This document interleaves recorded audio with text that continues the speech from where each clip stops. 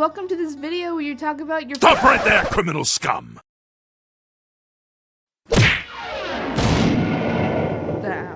Start again.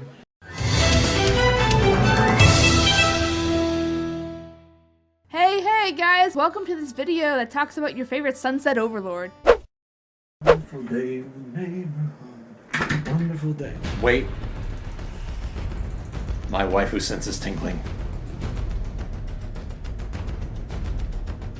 To the internet. So yeah, I guess we're gonna talk about her today, guys, for reasons and things. Imagine that! I, for one, like talking about Sunset. I think she has a lot of depth to her, and that makes her a compelling character to talk about. Apparently, many of you guys think the same thing, because she's, like, hella popular nowadays.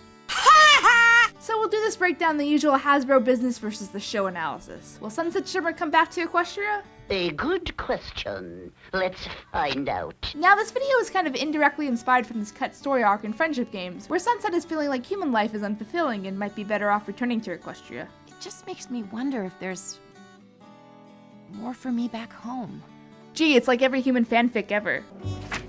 And then I appeared in Equestria, conveniently a multicolored alicorn princess. And something was amiss. My beautiful sunset waifu was gone, and the world seemed darker and gray.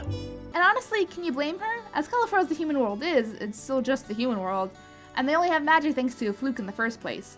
I mean, I would get bored if I was stuck in the human world constantly. I mean, what? George, they're onto us! Let's get out of here. Spoiler alert to this cut plot, Sunset chooses to stay in the human world due to her human friends and visit Equestria later. What? It's not canon, don't get mad at me. So it's fair that they might use this plot again in the future, only time will tell. But with how popular Sunset has become, it might be in Hasbro's best benefit from a marketing standpoint to have Sunset in Equestria and explore her overall potential, besides going to high school. Maybe when everyone else graduates? I'm going to Harvard after I graduate. I'm going to Princeton. I'm going to the community college down the street.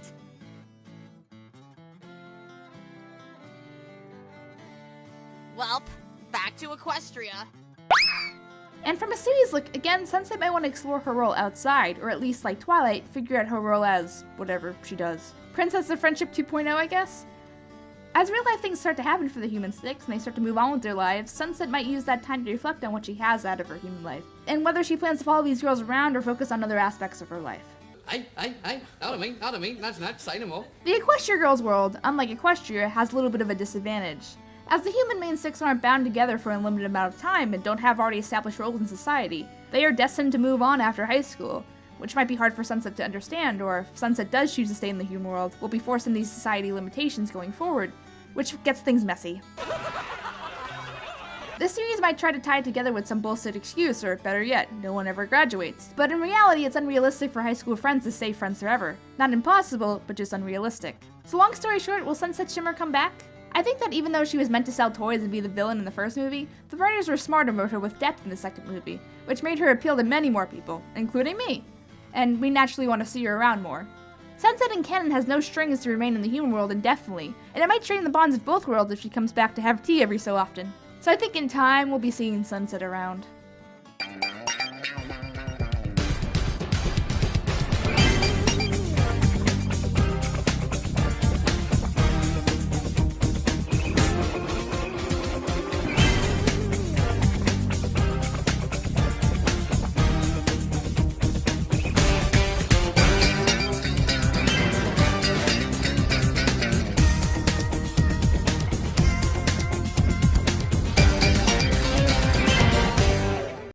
Maybe there's another way I could reach her. No way!